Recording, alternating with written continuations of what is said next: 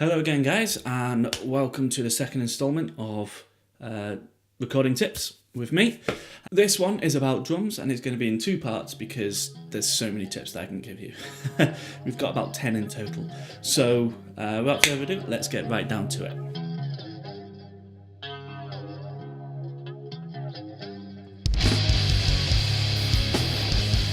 So, tip number one, microphone selection.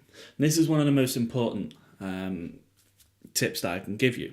Now, you want to make sure that you've got the right microphone for the job.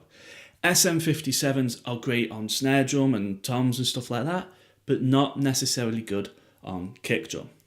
It just doesn't have the punch or the bass response that you need. Each microphone that you select will have its own characteristics. It will have its own frequency response. So you want to have a look at that frequency response and see whether it's going to be good for what you want to do. So, for example, the D6, I'm just going to show you the frequency response for the D6, the Audix D6. So as you can see, it's got a good bass response, and then it's got a little boost around 10,000 Hertz. So, and that's for the click, for the attack of the beater hitting the head.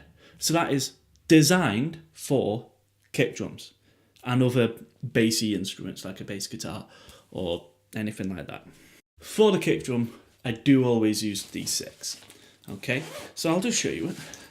So this is it. This is the D6. As you can see, it's made for, you can just tell, made for a kick drum.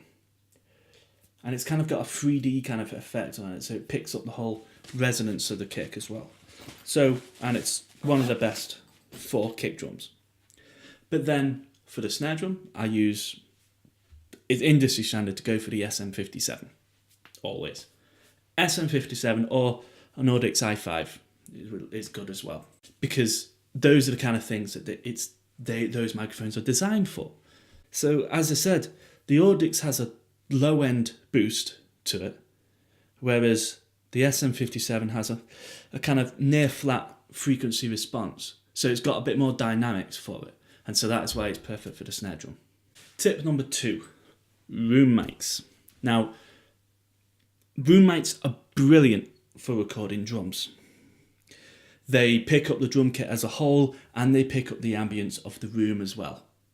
So that, in a lot of recordings, is what you want. They also give your drums like a bigger and a more natural open sound to them, which again, in some recordings, you will want. Like room mics, they're not essential in a mix. They're not essential for drums. There's loads of recordings out there that room mics weren't used at all. So, but they are always good to put them in, see if they work. Some bands like to have a tight drum kit sound, and so room mics wouldn't necessarily be needed for that type of sound. But then you've got big arena rock bands, Blackstone Cherry, just trying to think, Nickelback. I know loads of people are going to go, ugh. I hate Nickelback too, but their drum sound is big and open. Limp Bizkit, sorry. Again, big open drums, and room mics help that, to get that sound.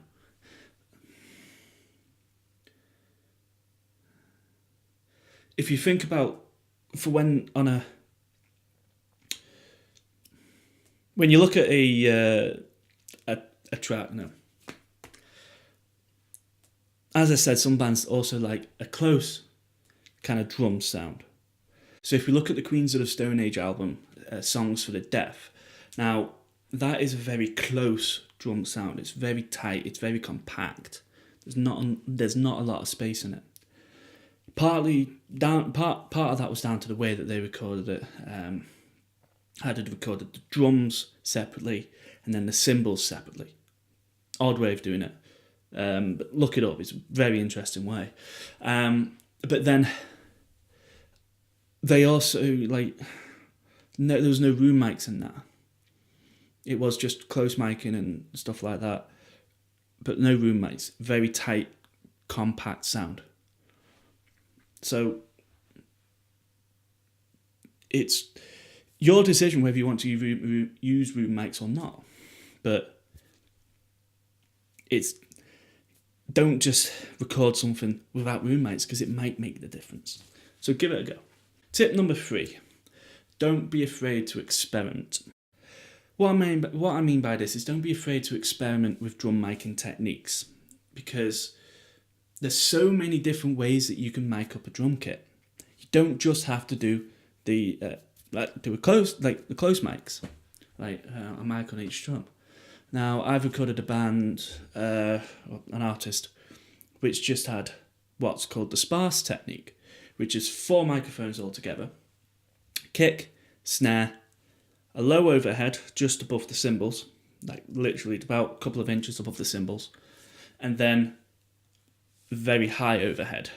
So the low overhead would be a small condenser microphone, such as a Rode NT5 or like my Octavas, the MK012s.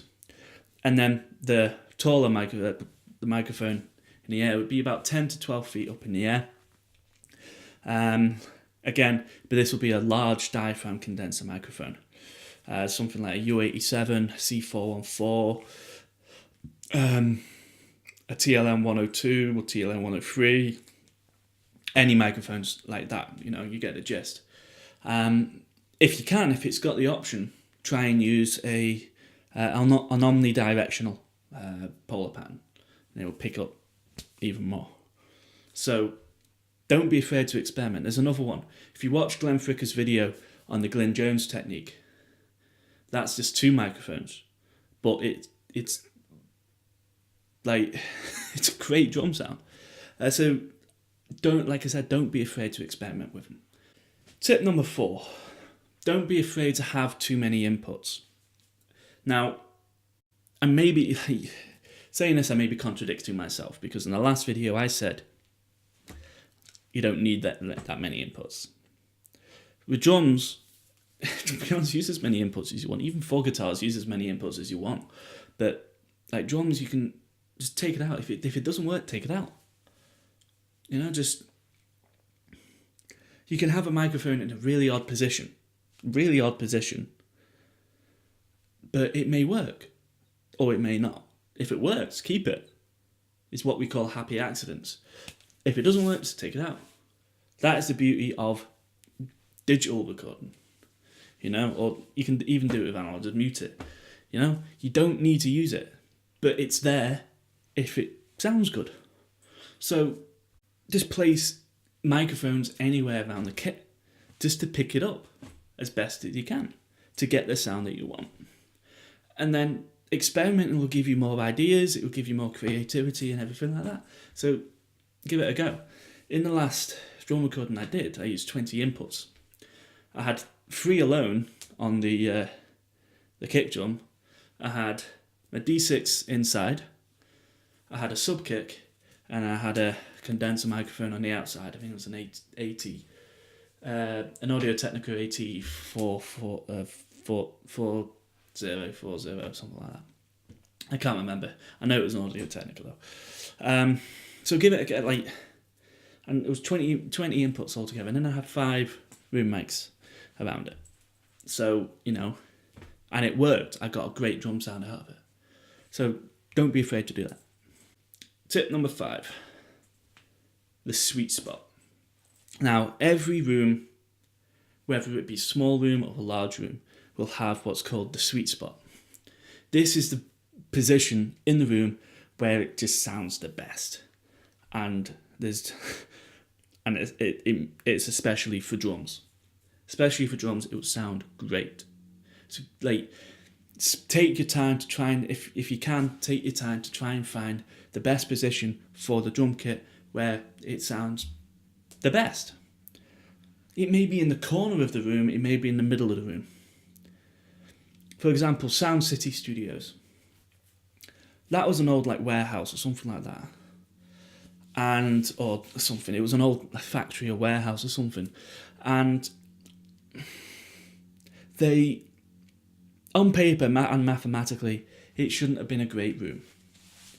However, they put a drum kit on there and it sounded beasting, so to speak. You know, they had Nirvana's Nevermind was recorded there. Metallica's Death Magnetic was recorded there. Slipknot's Iowa was recorded there. Tom Petty, Fleetwood Mac, loads of bands recorded there, and not just because of the desk and because of the studio and what it was, but also because of this one place where they put the drums. It sounded great. So, and if you're a geek like me, you will have endless fun in trying to find the sweet spot. Take your time doing it. Like again, in my last drum recording, we've spent time trying to find the best spot for the drums, and then we spent another 4 hours setting up the microphones and getting the right positions around this sweet spot around the drums for it. So that's the end of part 1. So that's the first 5 tips that I've given you. In a few days, I will upload part 2 for the next 5. So keep an eye out for that, and I'll see you then. Thanks a lot for watching this video, guys. It's much appreciated. So if you could, give it a thumbs up, subscribe to my channel right down there. You'll have to see it, it's just it's blocking my face really. Click that and you'll get subscribed and you'll get notifications about my next videos that are coming up. Yeah, add me on Facebook. It's just Ross Nurney Sound Engineer. Find it, should be there. You'll be able to see it. And Twitter as well, which is @RossNur, N-U-R, and then it's Instagram as well is the exact same, @RossNur. So I'll see you next time. Thanks a lot. Goodbye.